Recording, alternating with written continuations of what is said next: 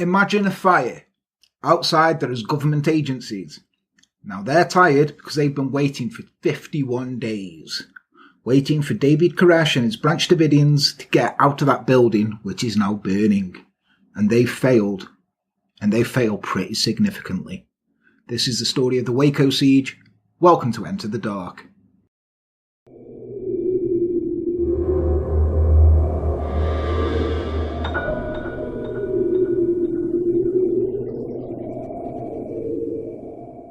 Hello and welcome to Enter the Dark. I am Jan, with me as always is Les. How's it going, Les? All good, man, all good. Good. Are you recovered from Ed and Herb being with you? Yeah, a little bit. Have they been staring at you in your sleep again? Always Watching. But yeah, thank you for joining us tonight. Today's show is on the Waco siege. You know bits about this, Les? Yeah, like there's the Bill Hicks thing, wasn't there? Yeah, there's a Bill Hicks skit on it. Yeah. Is that all of you know?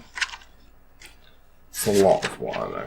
Yeah. Well, before we get started, let's say what we do know. That's our Patreon supporters, who are Hannah Blue Harrington, Amanda Champagne, Astoria Crowley, Amy Emma and Jet Coleman, Sasha Johnson, Lisa Dempsey, Marie T. Johnson, Casey the Cannibal, Misty Day, Becky Louise, Izzy from the Clink, Jules Henderson, James Harrington, Mr. Crow, Richard Beccarelli, Michelle Hudson, Alicia Lou Allen, Fire Pixie, Little Mascara and Cookie Fenner. Welcome and thank you for being part of our Sick Foot family. If you do want to be part of it, you can go to www.patreon.com/Enter the Dark.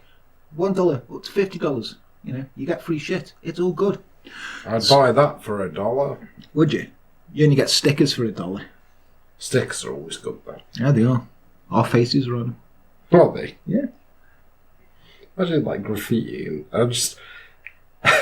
Well, Alicia did say that she took some of the stickers on a night out and left them on a lamppost. That's hilarious. So somewhere there's a lamppost with mine and your faces on. Just absolutely zero fucking context. It says, Enter the Dark, welcome to the family. It does give some context. But still... I haven't got the YouTube channel on because I don't think about that. I'm not very good at advertising. Sorry, I'm eating Herb Mullins peanuts. But yeah, please like, share and subscribe. Do it. Do it now. Do it. I'll wait. You done it? Good. Right then, so Waco. Shouldn't try that peanut, should I? It's going to be interesting. Yeah, it is. So, in 1993, the Branch Davidians compound at Mount Carmel near Waco in Texas burnt to the ground, and a stack of bodies burnt with it. Now, at multiple times over the 51 days of the siege, there will be an excellent opportunities for both sides to make some sensible, peaceful decisions, but they didn't. And now there's a dark, charry smudge smoking at the ground in Waco. Not now, back then, 1993. Now it's just like, you know, been put out, hasn't it? Yeah, somebody stumped it out, give it a good stump. Yeah. So the problems that started in 1959 when the owner of an extremely cool name, it was Bonnie Sue Howell.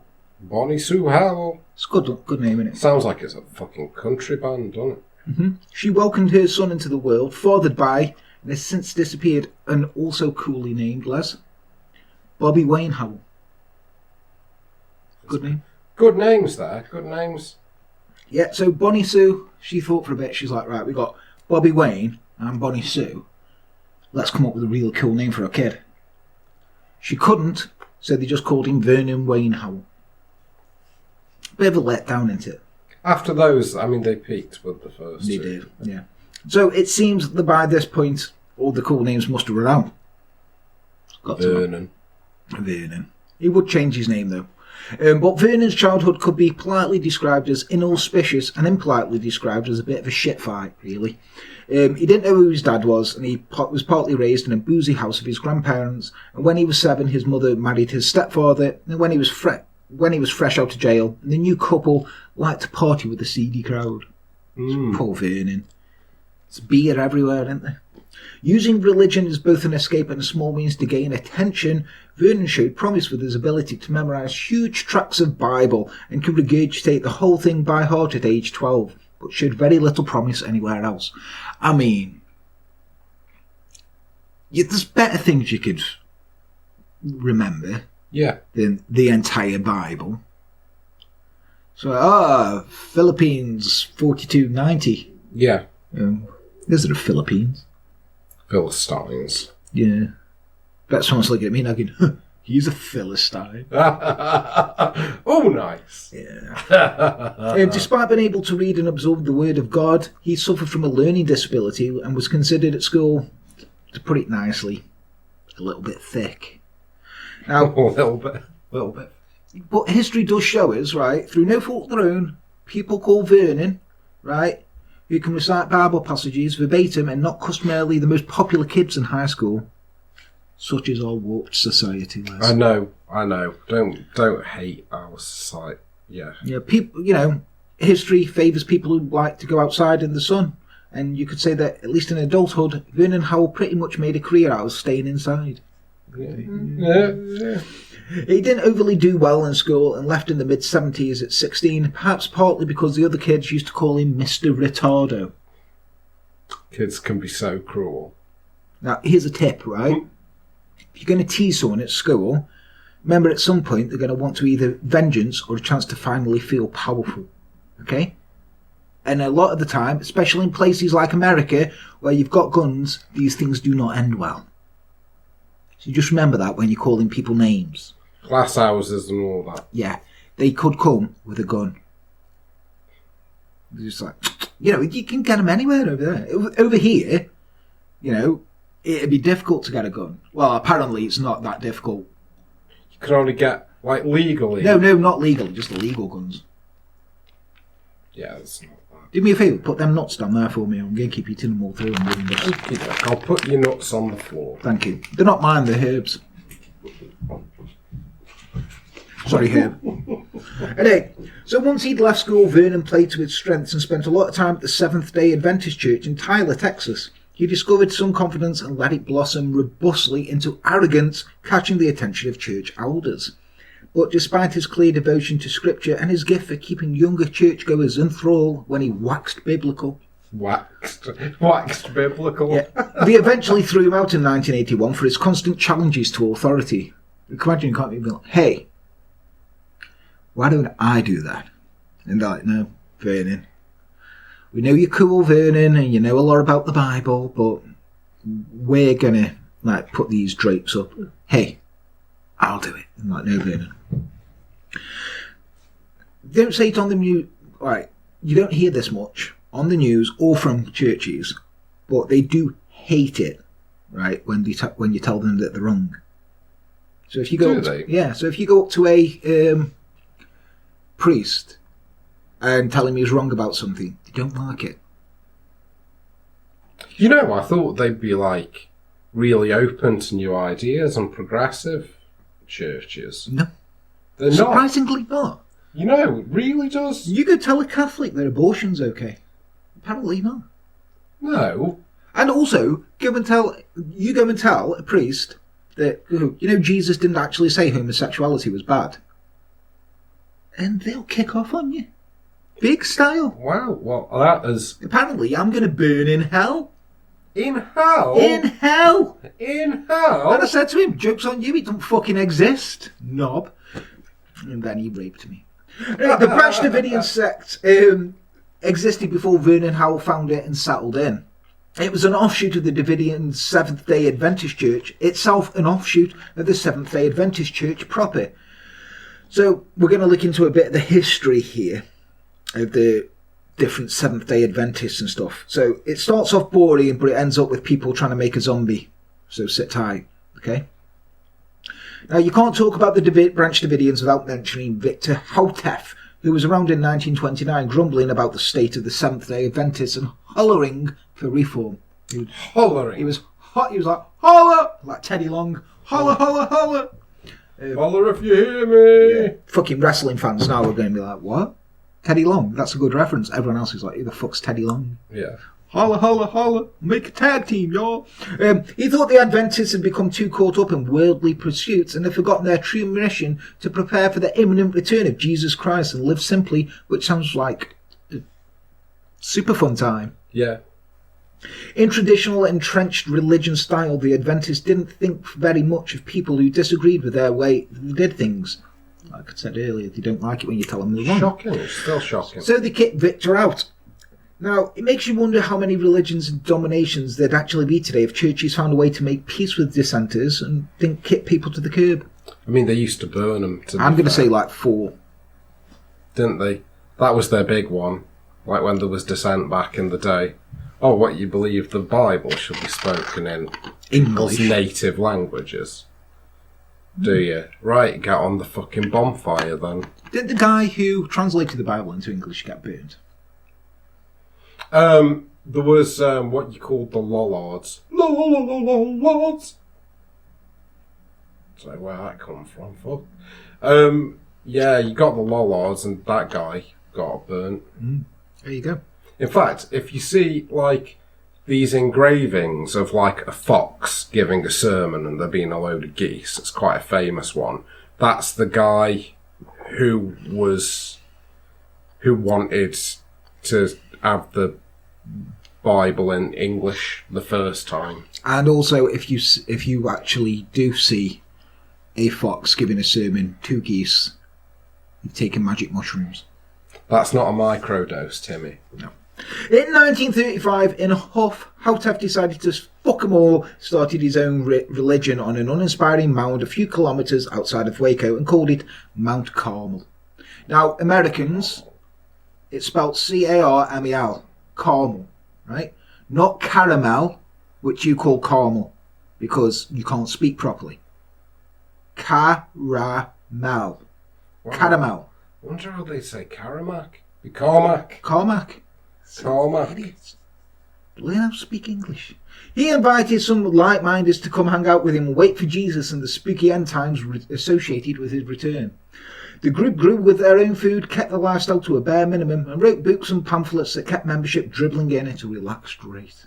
When Victor died, his wife Florence took over the role of chief waiter for Jesus and got impatient about the big guy's return, started to look for clues and signs so she could put something definite in the calendar. Because, you can't make like long-term plans, can you? Like, shall we go to the theatre this night? I don't know. Why? Well, what happens if Jesus is back? We might not be here. These tickets are expensive. Should we get them? I don't know. What should we do? I think we have more important things to be concentrating on. So she definitely, at this point, did not pick a number at random. This is definitely what she did. But she said 22nd of April 1959, that's when Jesus is going to come back. So spreading the word of her prediction and the specific date, she called for all Davidians to gather at Mount Carmel to await the day of reckoning. Some sold everything they owned to make this one-way pilgrimage, and there wasn't enough room at Mount Carmel for almost 1,000 pilgrims, so many set up tents and camped, excited and mounted as the 22nd of April approached. And then nothing. Nope. Not.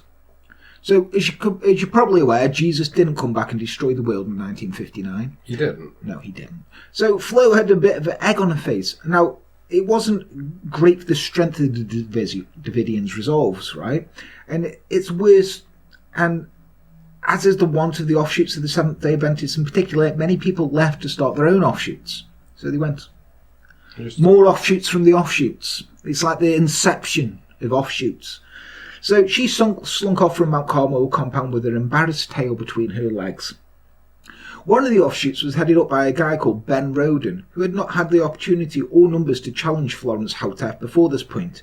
He took over Mount Carmel compound in 1959 and called his particular group the General Association of Davidian Seventh-day Adventists because he was running low on imagination. Again, due to lack of creativity, he predicted that Jesus would be coming back to make sweeping changes to the world, but he was smart enough not to put a date on it because he's learned from Florence's mistake. So he's just ambiguous about it. He's like, Jesus is coming back. When? He's coming.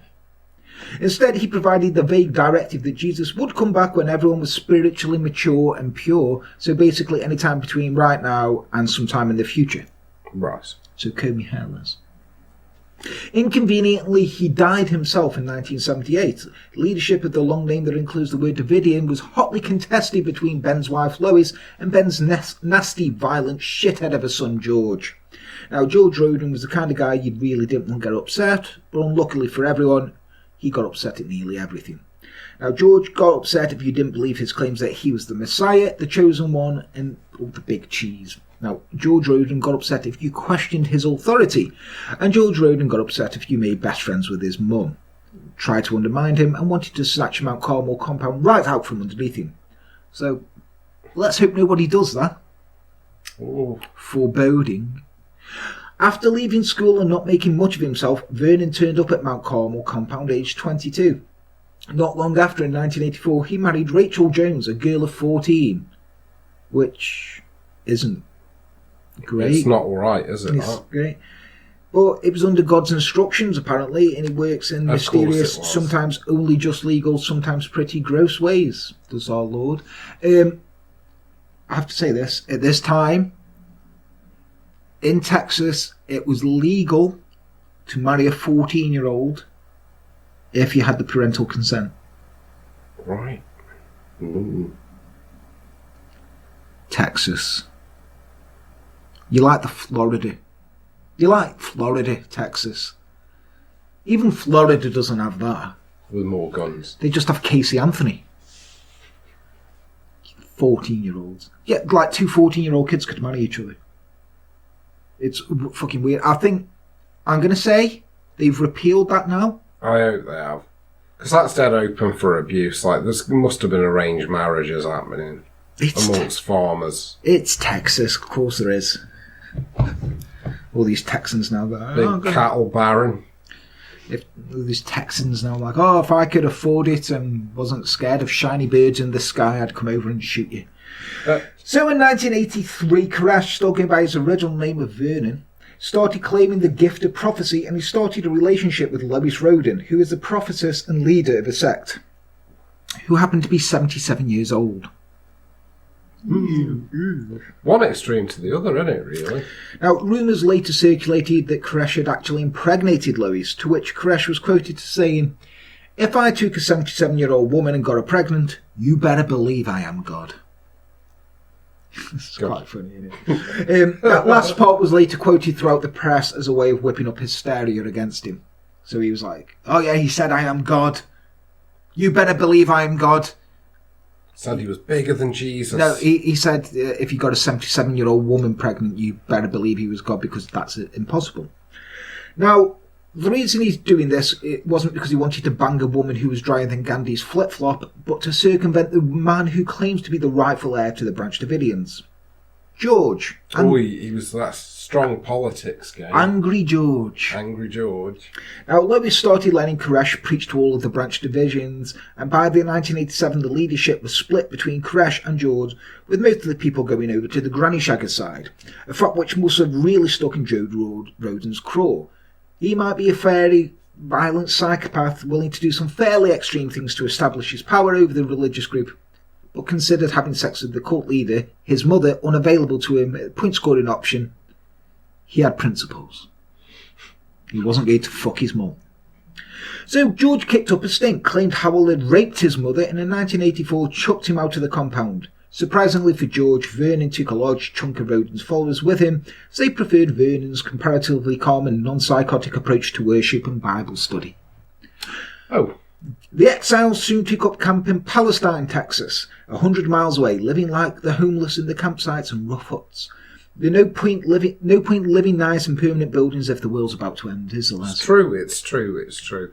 I think about these things. Yeah. So like any sane, non-calm, non-terrifying messiah, in 1987 George Roden decided that the only way to prove who was really and truly God's representative on earth was to see who could bring a corpse back to life. This is the zombie bit.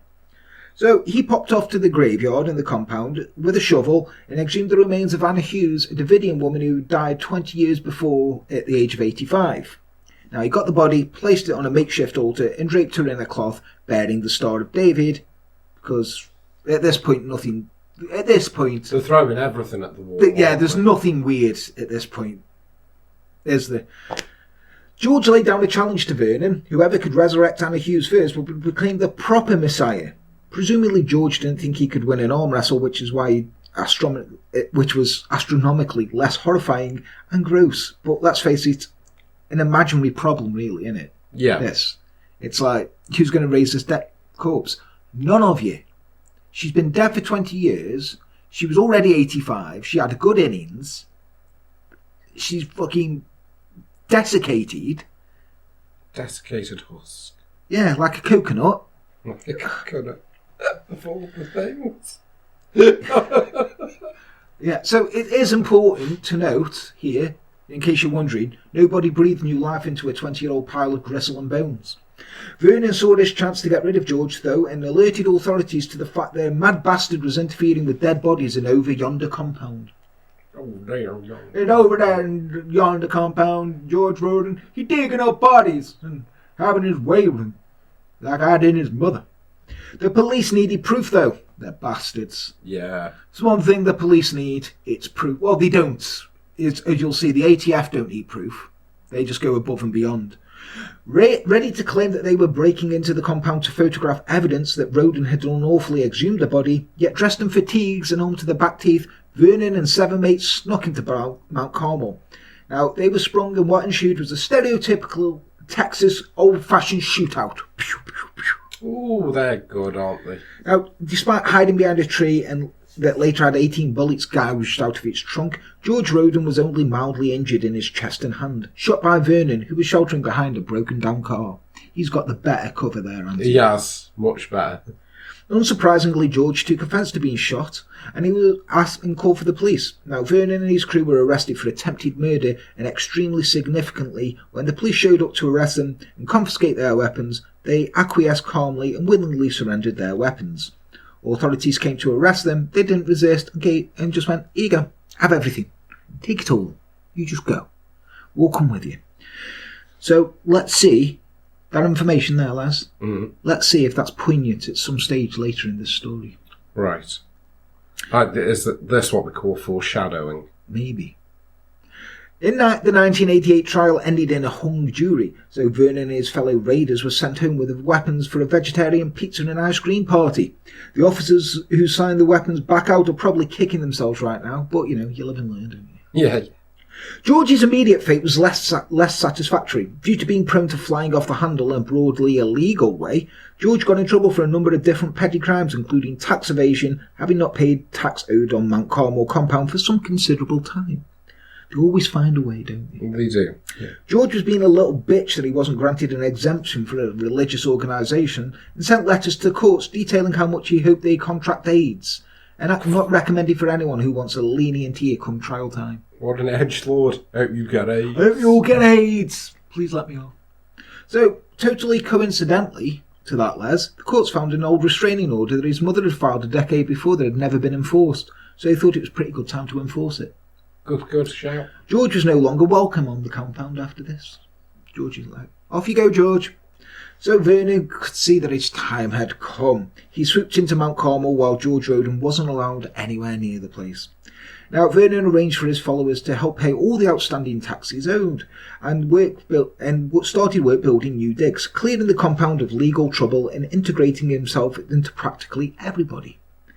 By 1989, Vernon was the leader of the Branch Davidians. Eventually, George Roden moved to Odessa, Texas, hacked his roommate to death with an axe, and spent most of his remaining years in a hospital for the criminally insane, and died of a heart attack during an escape attempt in 1988. Stay in school, kids. Back at Mount Carmel, Vernon Howell settled well into his role as leader, concentrating mostly on leading the Branch Davidians into the Bible study, particularly the Book of Revelation. Oh, that fun one. Why is it that cult leaders love a bit of the Book of Revelation? I guess it softens you up, doesn't it? Right, okay, let's get this out here now. It's the last book in the Bible, in the New Testament, and it inspired Aum Shinrikyo, Shoko Ishara, to release a bunch of gas on the Tokyo subway, and the Do and T of Heaven's Gate were sure that they were the two lampstands mentioned in its pages. Mm. Right, they love it. Normal non-murderous Christians have a lot of trouble with the Book of Revelation, though, due to its non-linear storyline, its bizarre imagery, an incomprehensible plot, and its unconfirmed strong influence from some major hallucinogens. I mean, that's most of the fucking Bible, eh? Oh, burning bush speaking to me. I mean, yeah. I mean, to be honest, that burning bush thing could definitely be a metaphor for something. Did you know, though, a lot of Christians have actually argued against its inclusion in the Bible? What, the burning bush? No, the Book of Revelation. They're like, it don't belong in this Bible. We don't like this bit. Why? It's a bit too trippy for us. Is it? That's the best bit, I think. It's kind of like they like The Wizard of Oz, but when they saw Return to Oz, they're like, not for me. Yeah. Tape over this. It's very much like that. That's a fantastic analogy. Of course it is. It's one of mine. But Vernon Howell loved its convoluted trickery, like a cat loves showing you its anus. And he devoted most of his life to interpreting it. For Vernon and the Branch Davidians, the most significant parts of the Book of Revelation were the Lamb, the 24 elders, and the fire. Oh, so much fire, lads. Oh, yeah. Relatively speaking, they spent hardly any time unlocking the mysteries of, for example, the 4 beasts covered with multiple eyes, which was a shame, because they're the most awesome guys. Yeah, they are. In the Book of Revelation, the Lamb is an animal that's sometimes assumed to be Jesus, but that Vernon interpreted as the cool thing that loosens the 7 seals of the piece of the paper that instructions for the end of the world are written on. Basically, the Lamb is the thing that kickstarts the end of the world and leads the faithful safely through it, and not just a cute woolly creature going, it tastes delicious with potatoes as well. And the Lamb in the Book of Revelations is a badass. Vernon Howell wanted very much to be a badass. He was the chosen one. He was the Lamb. He was going to kickstart the end of days and save the faithful, leaving sinners to eat his dust. Yeah. He's like, see you later, sinners. I'm going to heaven. Then there's the 24 elders, who are found in the Book of Revelation, all dressed in white with crowns on their heads, sitting on a throne each. They're broadly interpreted as the ruling committee of the church, although there's a lot of argument and guesswork on that point. Suffice it to say, they're important and will probably have some role in ruling the world at the end of days, or at least get cushy jobs in admin and take care of most of the paperwork. Middle management types. Yeah, basically. Vernon decided it was up to him to create the 24 elders in the form of his own children. Now, fathering 24 children might mean he'd have to have a load of sex with lots of women, but he was saving the world. A little bit of sacrifice he'd do. It's a poison chalice, that is. It's a dirty job, but someone's got to do it, and it was Vernon. Finally, the Book of Revelation has a lot of fire in it. Mostly once the end of the world gets pretty serious, it's raining down from the sky in bits, sometimes mixed with blood, which is cute. And a third of all mankind is killed with fire before you've even reached the 10th chapter. Fire has a starring role in the end of the world in the Bible. It's not a completely crazy notion to suggest Vernon wouldn't mind going down in flames if push came to shove. In theory, of course. In theory. In theory. Foreboding. Around the time he established himself at Mount Carmel, Vernon Howell made one of his few good marketing decisions and changed his name to David Koresh. It's a good name, isn't it? Now, the David part was a nod to the biblical King David, who, no biggie, he just founded Jerusalem at the capital of Israel in the right light and is kind of an ancestor of Jesus Christ. Killed Goliath as well. No less pompously presumptuous, the Koresh part of Vernon's new name is from the Hebrew Cyrus, who was also no biggie, just the king of the first Persian Empire and the dude who conquered Babylon according to the New Testament. Would that be Cyrus the Great, by any chance? Yes. But, overachievers. Yeah. Whatever, everyone can agree that David Koresh is way more punk rock than Vernon Howell. Definitely. On the court documents, he stated he's changing his name for publicity and business purposes. I mean, it worked. Yeah. So what's your name? Vernon Howell. What's your name? David Koresh. Tell me more. Yeah. Speaking of things that aren't punk rock, David Koresh considered himself quite the musician, lads. In the late 80s, Koresh recruited for the Branch Davidians enthusiastically in California, Israel, the UK, New Zealand and Australia, and was pretty successful. The followers that died in 1993 in the Mount Carmel compound were from 6 different countries. Oh, wow. International superstar. New followers were partly drawn in by Koresh's gently charismatic style and good manners, but the main attraction to him and his church was he could explain the Bible like nobody else. Clever.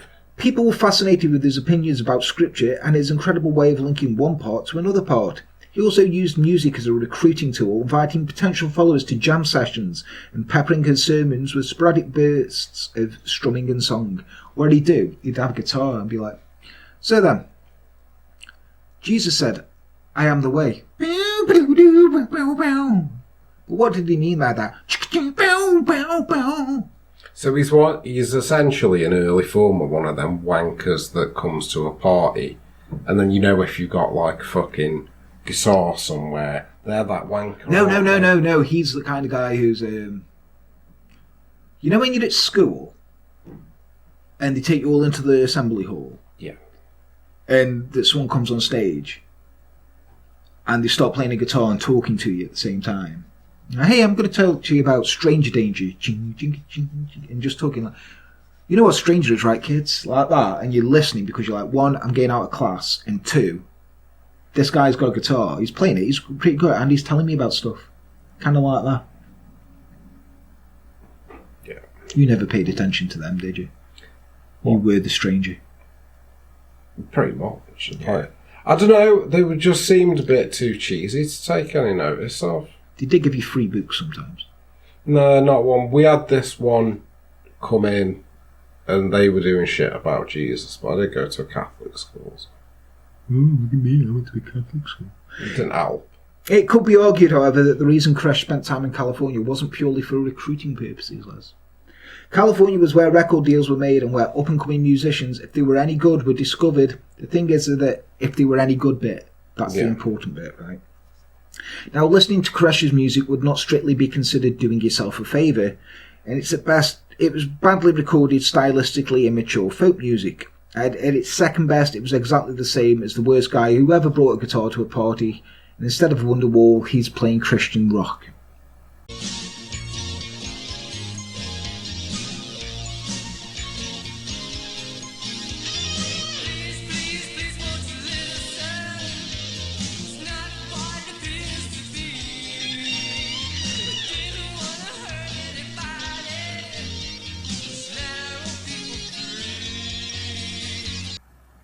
So Striper.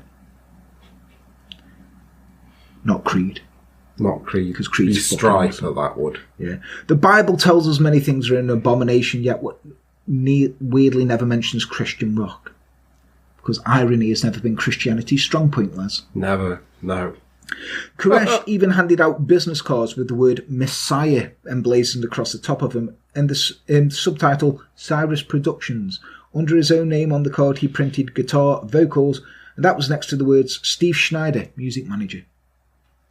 Now, there were a number of references to Bible passages on the back of the card, which is honestly probably not the exact vibe record companies were looking for, but also weren't looking for people who first wrote terrible songs and sang them badly. I don't know, Ed Sheeran.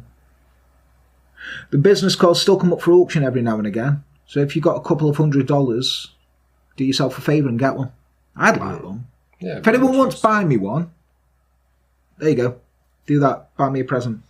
Steve Schneider, the music manager, would develop into very much into Steve Schneider, David Koresh's second in charge. A former university lecturer in comparative religion and a wannabe evangelist, Schneider joined Branch Davidians in the mid-80s, dissatisfied with his previous experience with the Seventh-day Adventists.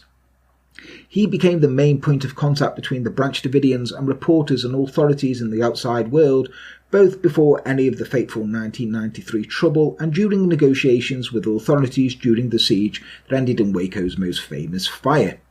Now, it seems for the most of the time he was associated with David Koresh, from endeavouring to help kickstart his music career to trying to help a bunch of cult members not die in a shower of bullets. He did the best he could under the circumstances. Yeah. I mean, in return for Schneider's devotion, bullish stubbornness when dealing with outsiders, and tireless work, Koresh slept with his wife and got her pregnant. So which one's that now? Is that number one? Yeah. But when you believe there's a chance someone might be a prophet sent directly to earth by God, it seems you'll let them treat you like an unpopular girl trying to get there into the clique at high school. Aren't you? It's a bit like Heathers, isn't it? Very much so, yeah. The Branch Davidians were, at the heart of their beliefs, a religious group that were keenly focused on a complex series of interpretations of the Christian Bible. Under Koresh's guidance, they didn't read passages from the Bible in isolation, or even necessarily in chronological order, but played one passage against the other passage here, gleaning meaning not from one or the other, but by their contrast and juxtaposition. It wasn't just making shit up for their own ends, per se, but it was definitely a distant cousin of making shit up for their own ends. Yeah. And David Koresh really, really loved the Bible study. In a rudimentary chapel in Mount Carmel compound furnished with plain wooden bleacher-style seats, Koresh would talk for hours. 6 hours was normal, 15 hours was not unheard of. About the concepts and characters of the Bible. He would invite discussion and debate, and initiate a call and response Ferris Bueller style interpretive tutorial. So, yeah. You seen Ferris Bueller? Yeah. You get that reference? I get that reference. Because you looked a bit confused then. No, my mind just immediately went to him in the nightgown. So, ooh, yeah. Ow.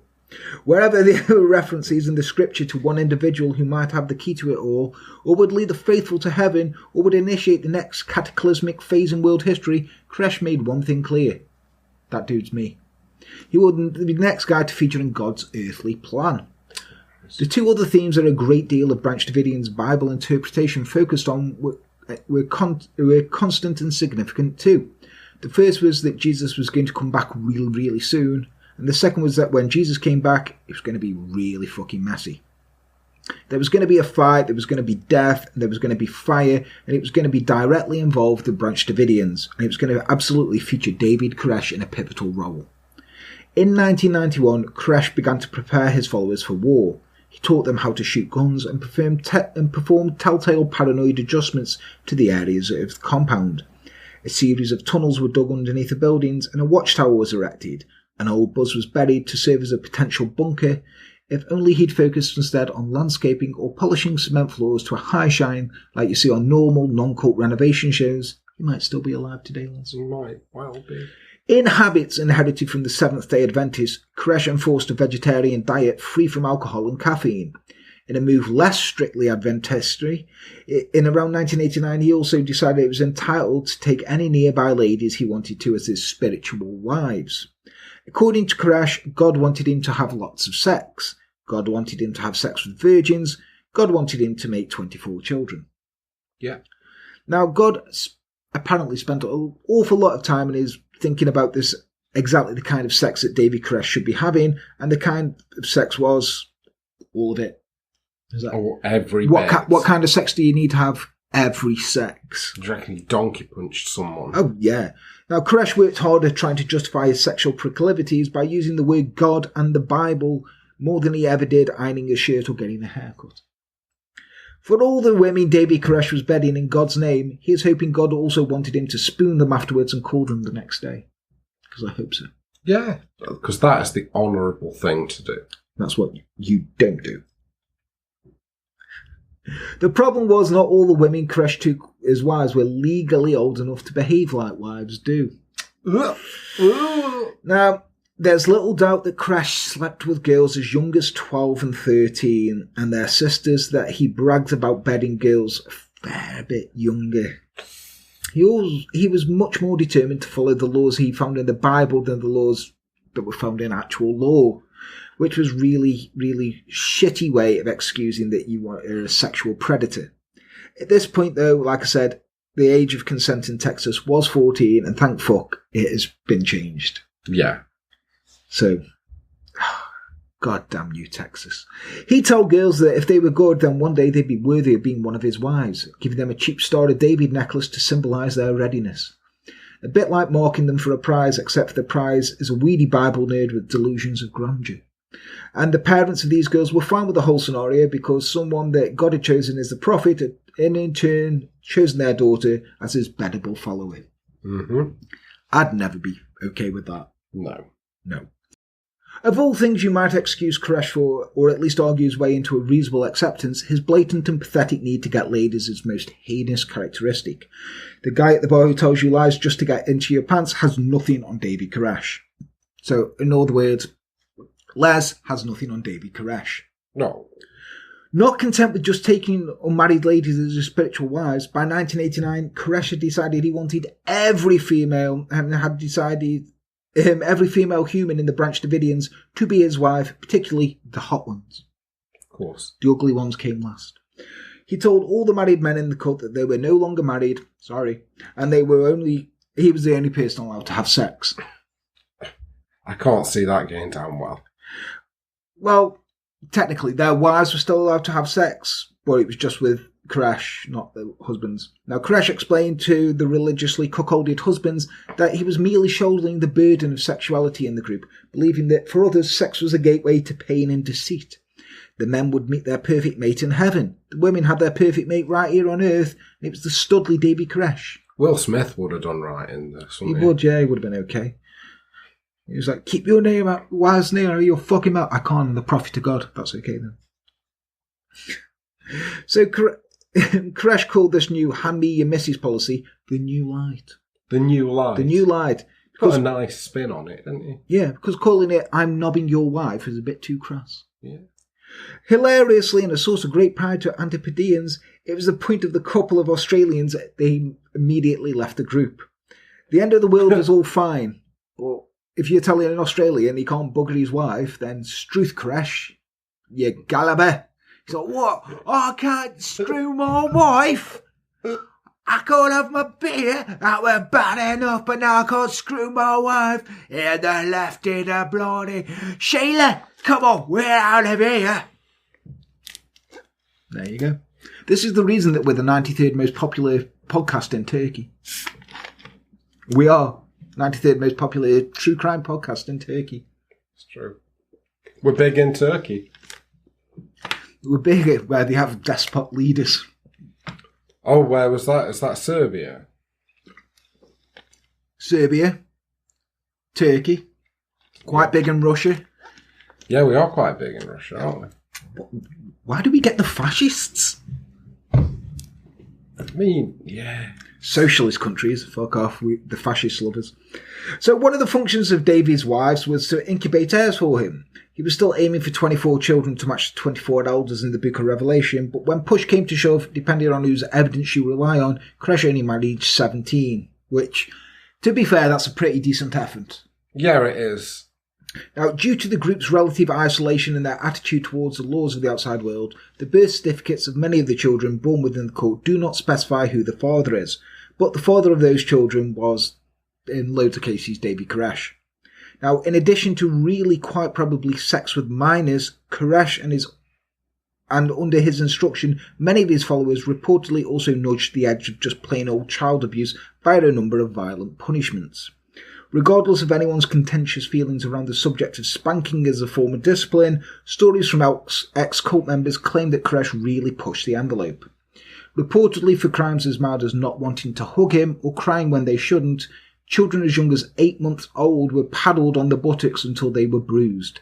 Claims of abuse were later oft quoted by authorities as one of the tipping points for taking action on the Branch Davidians, but there had been an inconvenient lack of substantive evidence that it had actually occurred.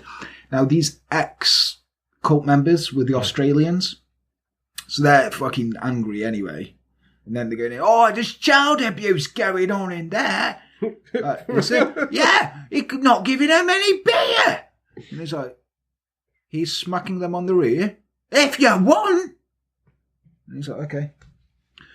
So the steady stream of guns and gun parts making their way from the surrounding areas of Texas into Mount Carmel compound was also astounding. Traditionally, it's pretty easy to buy guns in Texas since Texas began, especially when compared to other parts of the United States, and it was just even easier at Texas gun shows where you needed a driver's license, a pen to sign a form, and enough money to buy guns. Fair. So here's me, I've got a pen and money in my elbows because I can't hold anything else. Okay. Like, yeah. Branch Davidians attended and dealt at gun shows and were frequent customers at gun shops and ordered additional items by post.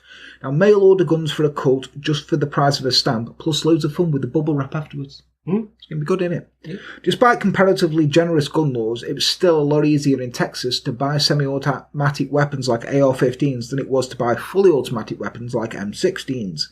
Even if you bought AR-15s and the parts to convert them into fully automatic firearms, you had to pay a special license to do so and pay a fee to the government. Now, this is where the government got them. They weren't paying the tax.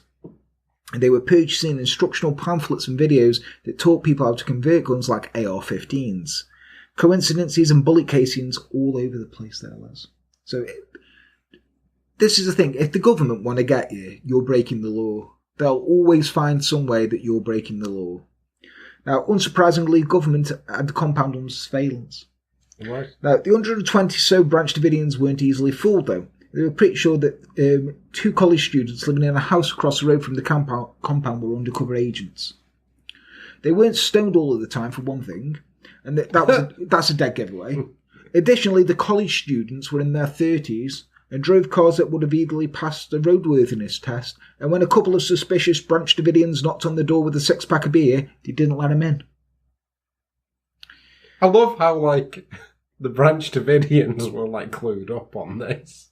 Honestly, the like... ATF and the government in this, I swear to God.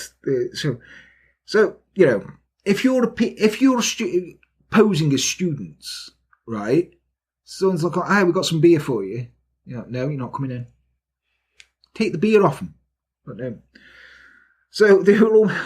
So those beer-refusing, almost middle-aged people with disposable incomes were definitely the Bureau of Alcohol, Tobacco and Firearms, so the ATF. Now, the ATF knew something was up inside the Branch Davidian compound. The Branch Davidians knew they were being watched by the ATF, and it was only a matter of time before the whole situation come to a head, and there was a strong scent of raid in the air. And also, the ATF also went to the press and said, we're going to raid the Branch Davidian compound. Don't release this until we've raided it. And the police raided it. And the press just let it out. So they're like, Waco News. The ATF are going to raid us. Oh, when? They haven't said, but they said here they're planning on it. Okay, we better make sure that they don't do that then. That will fucking happen. Yeah. For fuck's sake. Now, in 1992, a precursor to Waco happened that would also be a catalyst for the government to press on with the raids at the compound. And that incident was called Ruby Ridge. Now, Ruby Ridge was a very infamous incident that people still talk about when referencing the Second Amendment. Now, it was the site of an 11-day siege in 1982 in Boundary County, Idaho, near Naples. It began on August 21st when deputies of the United States Marshal Service initiated action to apprehend and arrest Randy Weaver under a bench warrant after his failure to appear on firearms charges. Given 3 conflicting dates for his court appearance and suspecting a conspiracy against him, Weaver refused to surrender, and members of his immediate family and family friend Kevin Harris resisted as well. Now, the hostage rescue team of the Federal Bureau of Investigation became involved as the siege developed. During this, the U.S. Marshal Service reconnaissance of the Weaver property, 6 U.S. Marshals encountered Harris and Weaver's 14-year-old son Sammy in the woods near the family cabin. A shootout took place. Because, you know, it would. Yeah. Deputy U.S. Marshal Francis Deegan, Sammy Weaver, and the Weaver's dog Striker all died as a result. In the subsequent siege of the Weaver residence, led by the FBI, Weaver's wife Vicky was killed by FBI sniper fire, and all casualties occurred in the first 2 days of the operation. The siege and standoff were ultimately resolved by civilian negotiators. Harry surrendered and was arrested on August the 30th, while Weaver and his 3 daughters surrendered the next day.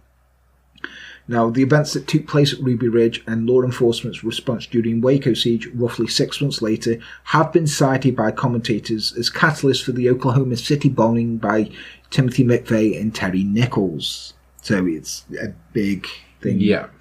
So after Ruby Ridge, ATF were looking to get some good PR and were searching for something that could get them back into the good books. While they were planning to raid on Waco, they expected it to last 20 minutes. And it would show that they were a well-oiled machine, and Ruby Ridge was just an abomination. So it's gonna go well then. Yeah. It lasted 51 days. So the raid on Mount Carmel compound and the subsequent siege. Before we get into the details of this world-renowned clusterfuck, it's important to know that almost everyone involved in this tells a different story, and almost nobody involved did a great job. There were terrible decisions made on all sides, lied told by all sides, and bravado fueled incompetence on all sides. It's basically a textbook example of what it looks like when white men in positions of power compete to see who's got the biggest penis. Yeah. The ATF were absolutely sure there were too many of the wrong types of guns in the Branch Davidian compound, and were understandably nervous about the extent to which the religious group were looking more and more like an organised military outfit. But the jurisdiction of the ATF was reasonably narrow and focused primarily on the use of illegal firearms. But if you look at the warrants, 2/3 of it was all child abuse. Yeah. Which isn't under the ATF's jurisdiction. No, it's not, no. Well, they had strong suspicions there were illegal, unlicensed guns inside the compound's walls, but they didn't have as much evidence as they liked. As a result, they were happy for rumours to circulate about other illegal activity within the cult, such as the child abuse. So onlookers would be like, oh, well, there's child abuse going on in there, so yeah, go and get him. The two big dates are the 28th of February and the day of the initial raid, and the 19th of April 1993, the day the siege ended in death and flames. With 51 days of messed up histrionics in between. The day of the raid, the ATF wanted to surprise David Koresh and the gang with arrest and search warrants, and timed the arrival for the part of the day when most of the members of the group will be scattered out and about working. But a cameraman, on his way to help cover the raid, had lost his way and asked a postman for directions. The postman happened to be David Koresh's brother-in-law. Right. So thanks to this tip-off, the Branch Davidians were concentrated inside, ready to receive guests with their guns raised. Because no story set in Texas is complete without a minimum of two good old-fashioned shootouts, Les, a gunfight ensued. Now, nobody agrees who shot first, but 4 ATF killed agents and 6 Branch Davidians were killed, meaning loads of tiresome paperwork for the Bureau there. But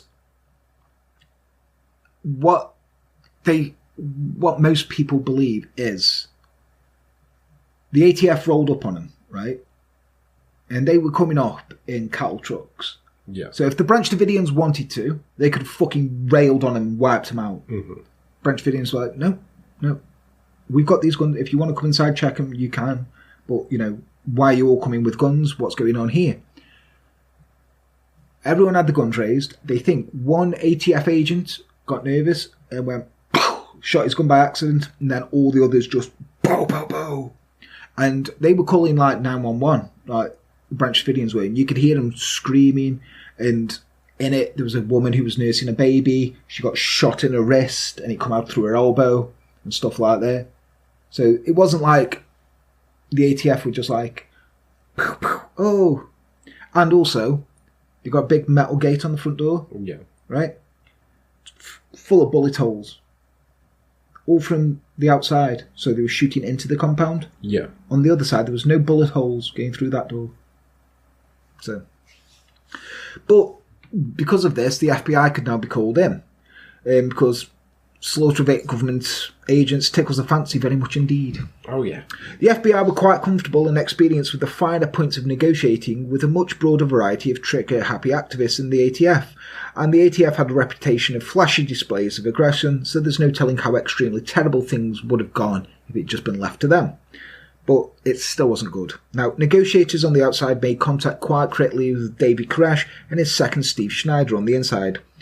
Koresh revealed to the feds that he'd been shot in the wrist and hip, and this would have been better for news for the agents, who were hoping he would come out for treatment, except for 2 things. 1, his wounds were treated competently by other cult members, and secondly, David Koresh would absolutely love any situation that makes him look like a martyr.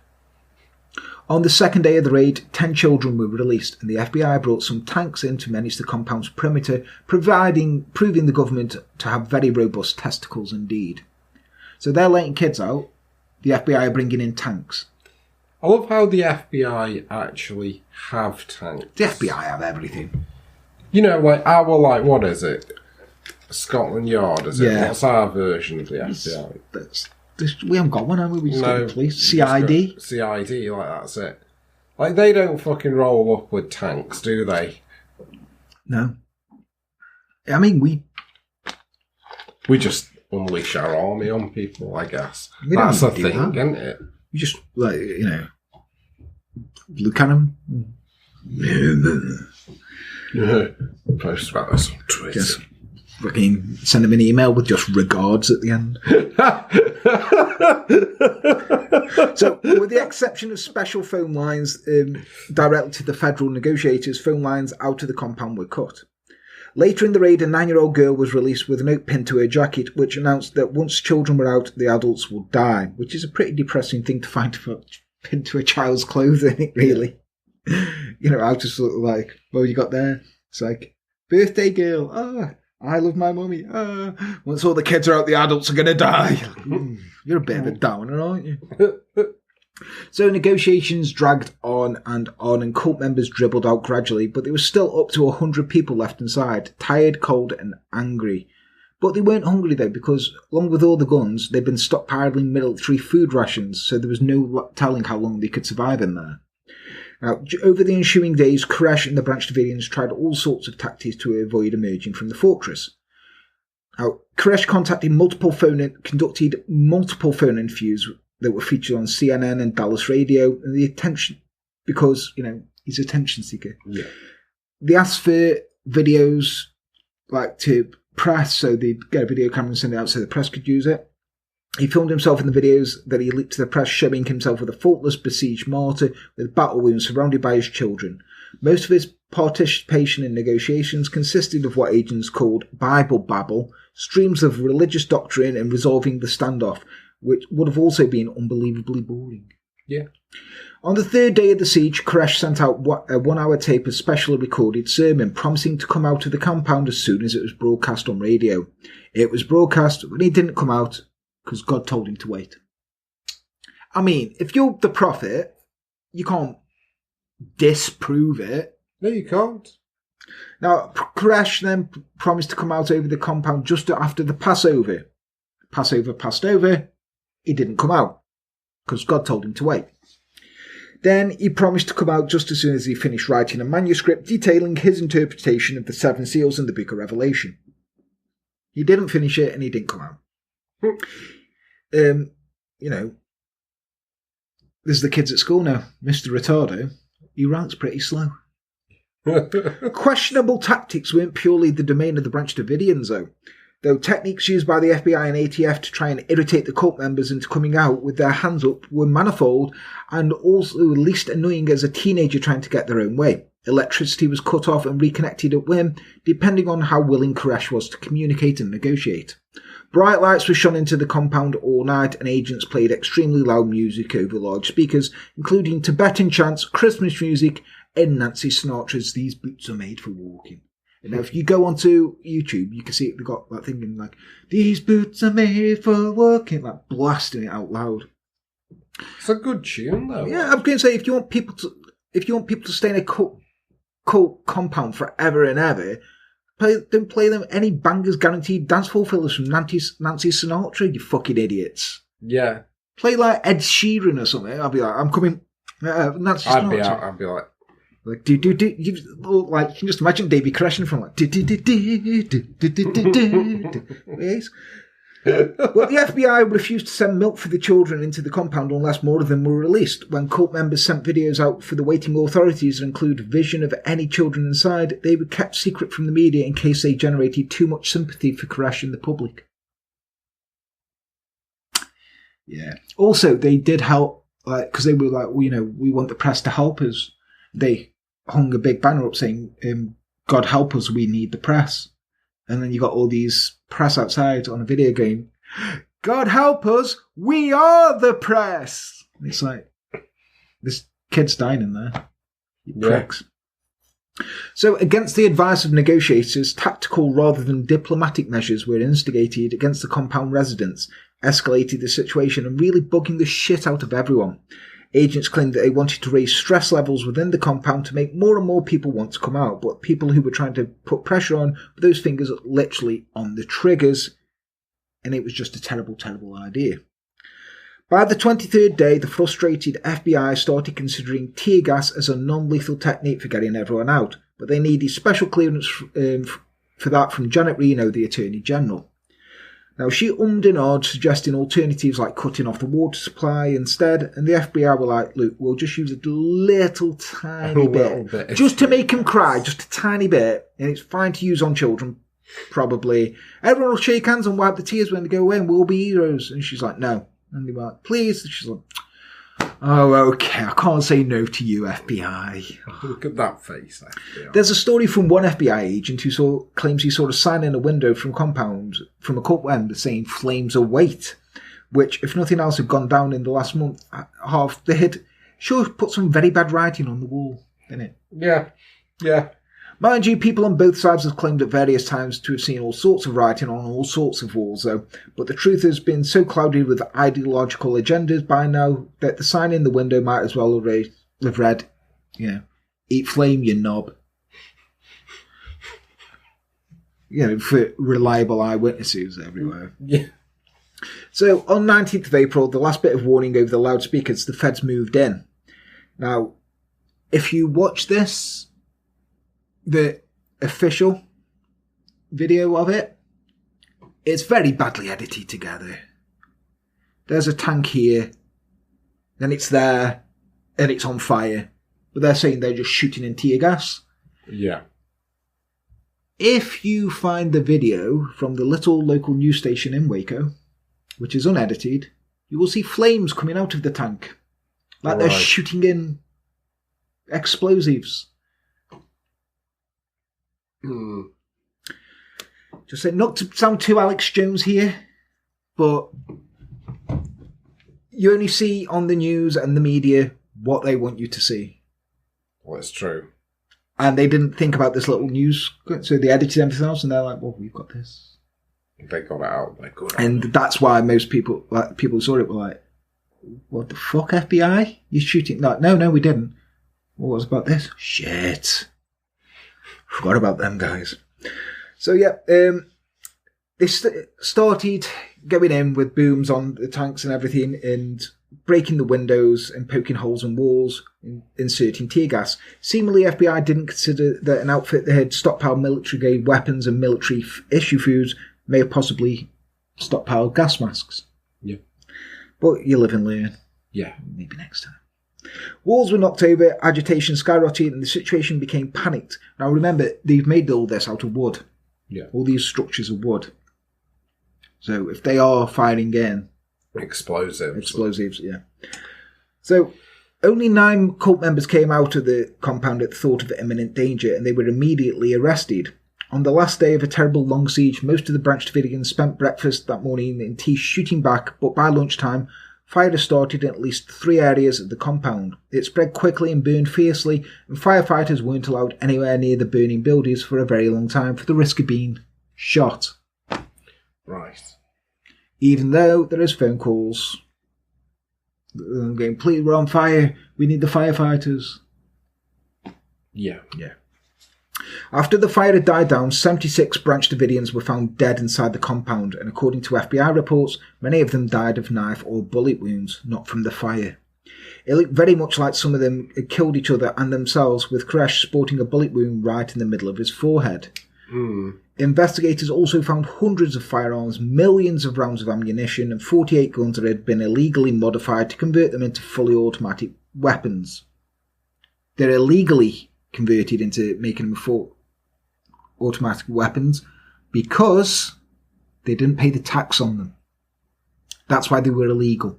Yeah. It was perfectly legal to do it, but you had to pay the tax. So many of the other claims about the activity within the compound's walls, there was child abuse, paedophilia, spooky levels of mind control. There have never been any substantial physical evidence to back them up, but here was a proof of the illegal firearms activity. Yay! Except for the smouldering rubble, the extreme damage to their reputation, and the burnt corpses scattered all over the place, the ATF must have found some comfort in the fact that their original hunch was right. They did. They hadn't paid tax on these guns. Proportionate response. Yeah, all these 76 people are dead, some children, but 7 of the Branch Davidians were tried in jail for a mixture of manslaughter and firearms offences. The announcements of their sentencing would likely have been given a lot more attention in the media had it not occurred on the same day as O.J. Simpson went on the run from the police, and especially murdering his wife and hogtied all the limelight. Because, Because celebrity, because this is clearly not the biggest story. No. All said, it wasn't a good time for investigations that hoped to be quickly and efficiently uncover the truth, was it? No. That time. There are a load of questions about the Branch Davidians and the siege in particular that still haven't been adequately answered, despite more than one federal investigation and inquiry. It's hard to tell, though, whether they're not answered because there are no answers, or they're not answered because of the competing agendas of all the people who might otherwise be able to answer them. Those who strongly and sometimes violently defend the right to religion and gun ownership, a great combination to have at garden parties, kids, are often ready to defend every action of David Koresh has ever taken, including in some cases the very, very likely instances of sex with underage girls. On the other hand, though, those in government who made the decisions about the raid, siege and final tear gas attack are traditionally not the kind of people to willing to admit, I've made a mistake here. Mm-hmm. And those who were there on both sides holding guns are not the kind of people who are likely to admit they were wrong or mistaken or idiots. Both sides seemingly escalated the situation unnecessarily. Both sides had decisions made by macho aggressors who could have made better, more peaceful decisions. Yeah. So why was there such a heavy-handed raid, Les? I'll tell you. The ATF could have served a search warrant to Koresh at the compound, but made the decision to instead launch a surprise raid. Yeah. Now, if it had been a surprise, there's a small chance it might have worked, but factoring in tip-offs meant that the group people have hell-bent on a fiery end. Like end of days is coming, we're expecting a battle. They were expecting them, which is a bit awkward for them. Yeah. And how much did the ATF know about the Branch Davidians' obsession with Armageddon? Now, if you know that a group of armed people fantasise about going into battle as a trigger for the apocalypse, do you really head over there to surprise them with guns and armoured vehicles? No. From quite early in the piece, Koresh had nicknamed the Mount Carmel compound Ranch Apocalypse. There's a clue in there somewhere, I think, Les. Yeah, quite a glaring one. Yeah. So, who shot first? On the first day when people on both sides were killed, each blames each other for initiating the shootout. The obvious Star Wars Cantina standoff comparison, neither the ATF nor the Branch Davidians could agree who would be Han Solo and who would be Greedo. Why didn't ATF's agents just detain David Koresh when he was out for getting one of his jogs or getting supplies? A lot of people have asked this one. It's a pretty good question, really. But Koresh didn't go out a lot. But people in Waco reported seeing him every now and again. The ATF claims that they wanted to both arrest Koresh and search the compound for weapons. But there's more than one way to skin a cat and raid a cult. Yes. And finally, who started the fires? There's considerable debate on this, and it's true that some of the gas cartridges the FBI used had the potential to be flammable in certain specific situations. Based on subtle hints such as the fact that Davidians in general, and the Branch Davidians in particular, have gone on for years and years and years about how their ends will be met in a great fire, and several little bits of evidence, all over them contested of course, the fire was started from within the compound. Suspicion obviously falls on cult members. Additionally, dying under siege from the government in a big fire would have made Koresh's predictions come true. He prophesied an event like this, so his credibility had never been greater or more public than when those fires started. Unfortunately, it's hard to say I told you so when your hair's on fire. Yes, true. And he did have quite a good mullet. If, and this is still an if, David Koresh and the Branch Davidians had goaded the ATF and the FBI into a violent siege in order to nudge the Enclave towards a fiery Armageddon-esque end at the hands of the government, they wouldn't have been the first cult to find that kind of scenario appealing. Now, Sharinko, the People's Temple, the family, Heaven's Gate, all fantasized about being participants in a battle between themselves and authorities. Now, if you get a chance to martyr yourself while you're under attack from a really big, important people in power, that means you successfully rattle some significant cages with your alternative theories to life. So your theories about life must have merit. Now, considering David Koresh's obvious narcissism, it's not unbelievable to imagine that once he managed to get the attention of the big dudes, the FBI, he figured he'd made it. Yeah. Now, Americans have stayed angry about Waco for a long time, with some taking it to the extremes. On the second anniversary of the fire at the Branch Davidian compound, Timothy McVeigh used his anger at what he perceived the injustices suffered by its inhabitants as part of his reason for bombing a building in Oklahoma City, killing 168 people. When you decide to kill people to express your anger at people being needlessly killed, you're not really fucking helping. No. And when you decide to dig your heels in and not back down instead of finding a way to negotiate a compromise because you need everyone to think you're a tough guy, that's also not ideal. Clearly, the Bible can be interpreted in many, many, many, many messed up ways to justify 1,000 terrible things. But the bit where it says we should turn the other cheek, maybe think about that. Yeah, a bit more. Put more emphasis on that one. Yeah, and thus ends the tale of the Waco siege. So, Les, did you learn? I did. It's a bit of a weird one, isn't it? Yeah, I'd say that, like, I mean, nobody was in the right on this one, were they? No. But equally, I think the ATF and the FBI, well, the ATF to start off with, should have gone in a bit more peacefully. Yeah, I'd say so. But also David Koresh, stop sleeping with children. Yeah. You know, I don't think they all deserve to die, but if David Koresh did want them all to die like that, then he's going to keep prodding the bear. But this bear's got, like, weapons that they're dying to fucking use. There was no war on at that time. They're like, we've got all this shit. Just got this image of a bear with, like, there's a gun strapped to it. He'd be Soviet. I know, yeah. Soviet bear. But yeah, guys, let us know, what do you think? Do you think it was the Branch Davidians setting fire to the compound, or do you think the government did it? Is it a government conspiracy? Are we turning into an Alex Jones channel? Let us know. You can reach out to us on Facebook, Instagram, Twitter. Email us, please, at enterthedarkpodcast@gmail.com. A few people have been emailing me after I said all I get is spam. Thank you for emailing me. I've got back to you all, I think. If I haven't, just send me another email. It's lovely to hear from you, and you tell us nice things about how you like us, and how some people have been telling us how the channel really cheered them up during bad times. So I'm glad we can. Yeah, you can get in touch with us anytime. We'll do that. You can find us on Patreon at www.patreon.com/enterthedark. Please subscribe, like, leave a generic comment, all that jazz, because it really does help us out. I've been Jan. He's been Les. Take care. Bye-bye.